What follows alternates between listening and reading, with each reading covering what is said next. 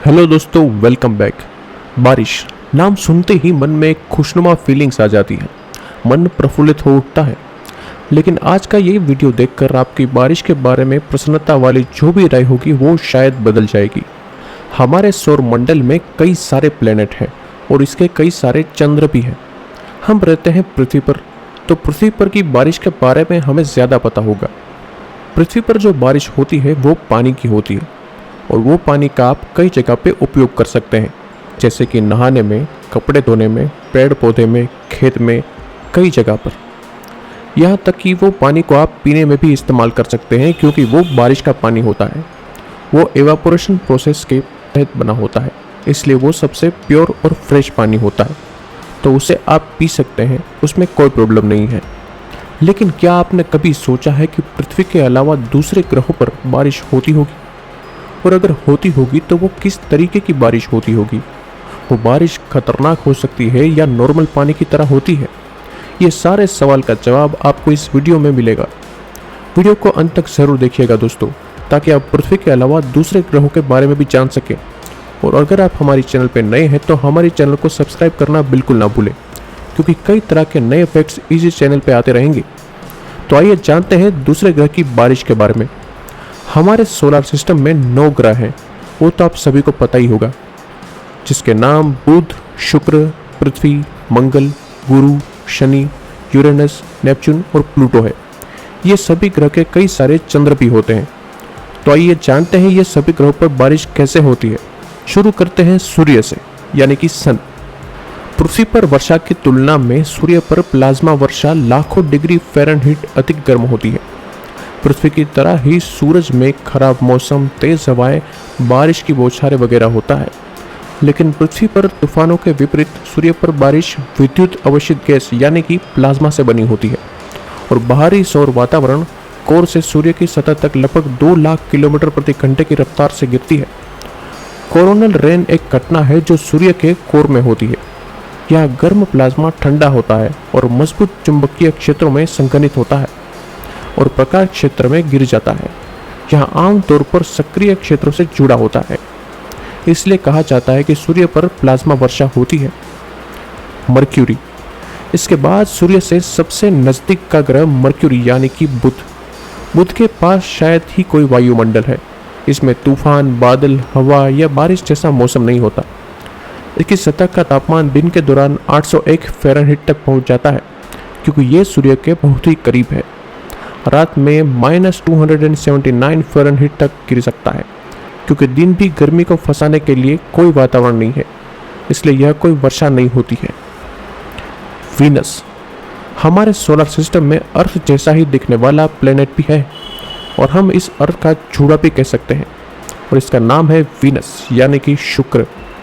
ये एकमात्र ऐसा प्लेनेट है जो कि क्लॉकवाइज घूमता है। इस प्लेनेट पे सल्फ्यूरिक एसिड की बारिश होती रहती है और सल्फ्यूरिक एसिड बहुत ही ज़्यादा स्ट्रॉन्ग होता है। उसकी एक बूंद आपकी स्किन के थ्रू हो सकती है, तो पूरी बारिश का क्या हाल करेगी ये आप सोच भी नहीं सकते। धरती पर बादल पानी के बने होते हैं। वीनस पर सल्फर डाइऑक्साइड की मात्रा ज़्यादा होने के कारण बादल सल्फाइड एसिड से बने होते हैं, इसलिए यहाँ सल्फ्यूरिक एसिड की बारिश होती है। अर्थ, शुक्र के बाद आता है हमारा अर्थ यानी कि पृथ्वी ग्रह। जब बादल संतृप्त हो जाते हैं या पानी की बूंदों से भर जाते हैं तो वर्षा की बूंदें पृथ्वी पर गिरती हैं। बादल में इकट्ठा होते ही लाखों पानी की बूंदें आपस में टकराती हैं। जब पानी की एक छोटी सी बूंद बड़ी बूंद से टकराती है तो एक संघनित हो जाती है या फिर बड़ी हो जाती है। बादल के भीतर पानी की बूंदें एक दूसरे पर संघनित होती हैं, जिससे बूंदें बढ़ती हैं। जब ये पानी की बूंदें इतनी भारी हो जाती हैं कि बादल में लटकी नहीं रह सकती तो वे बारिश के रूप में पृथ्वी पर गिरती है, इसलिए यहाँ पर पानी की बारिश होती है। मार्स, अब आता है मार्स यानी कि मंगल ग्रह।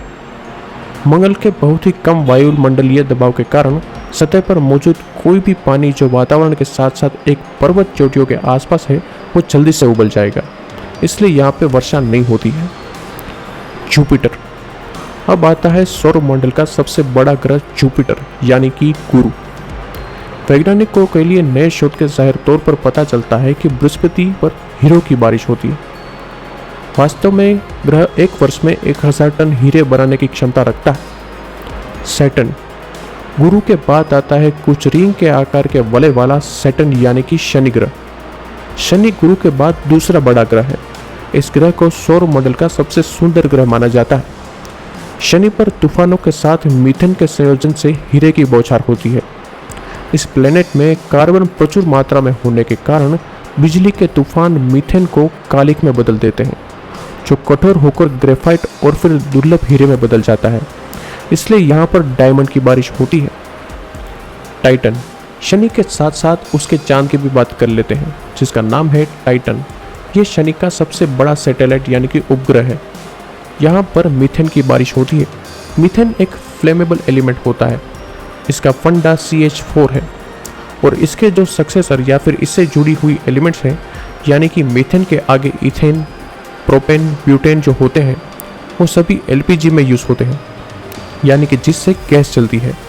उसमें दरअसल CH4 पूरे कार्बन का कंपाउंड ही होता है। और इस बारिश की खास बात यह है कि ये हर 1000 साल में एक ही बार होती है। यूरेनस और नेपच्यून, सौर मंडल के दूसरे छोर पर दो बड़े ग्रह नेपच्यून और यूरेनस मौजूद हैं, जो गैसों से बने हैं।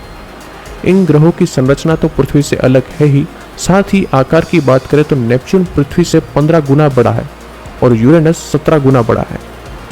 वैज्ञानिकों का ऐसा कहना है कि इन दोनों ग्रहों के अंदरूनी हिस्सों में वातावरणीय दबाव काफ़ी अधिक है, जिसके कारण हाइड्रोजन और कार्बन के बॉन्ड टूट जाते हैं। इसी वजह से यहाँ हीरे बरसने लगते हैं। यहाँ पर डायमंड की बारिश होती है। असली हीरे गिरते हैं यहाँ पर। यह थियरी थोड़ी सी गलत है कि हीरे गिरते हैं। असल में हीरे आसमान से नहीं गिरते। आसमान से कार्बन पार्टिकल्स गिरते हैं और ज़मीन के साथ क्रिया करने के बाद वो हीरे बन जाते हैं। अल्टीमेटली हीरे मिलेंगे, लेकिन हीरे बरसते हैं, वो बात सच नहीं है। प्लूटो, हमारे सौर मंडल में दूर के ग्रहों की स्थिति एक रहस्य बनी हुई है। प्लूटो पर ठंडे तापमान का मतलब है कि पानी की बर्फ कठोर होती है और आसानी से हिलती या फिर पिघलती नहीं। हालांकि अधिकांश वैज्ञानिकों का मानना है कि प्लूटो पर बारिश नहीं होती है। तो ये बात हुई हमारी सौर मंडल के ग्रहों और उपग्रह की। लेकिन हमारे सौर मंडल के बाहर भी ऐसे ग्रह हैं जहाँ की बारिश कुछ अजीब है। फिलहाल जानते हैं कुछ ऐसे स्ट्रेंज ग्रह के बारे में जिनके बारे में ज़्यादा आपने सुना नहीं होगा। HD 189733b, यह ग्रह पृथ्वी से करीब 63 लाइट ईयर्स दूर है और यहाँ पर बहुत ही अनोखी बारिश होती है और वो बारिश है कांच की बारिश। कांच होता है वो वेल मोल्टन होता है, मतलब कि पिघला हुआ कांच होता है। कांच जो है उसको पिघलाने में बहुत ही ज़्यादा टेम्परेचर लगता है, मतलब कि कांच को पिघलाने के लिए बहुत ही ज़्यादा गर्म करना पड़ता है। तो अगर आसमान से पिघला हुआ कांच गिरे तो सोचो प्लेनेट कितना ज़्यादा गर्म होगा। K2141b, यह पृथ्वी से 202 प्रकाश वर्ष दूर एक एक्सोप्लैनेट है जो मूल रूप से इससे भी बढ़तर है। एक अध्ययन से पता चलता है कि इस ग्रह के महासागर और वातावरण सभी विभिन्न प्रकार की चट्टानों से बने हैं।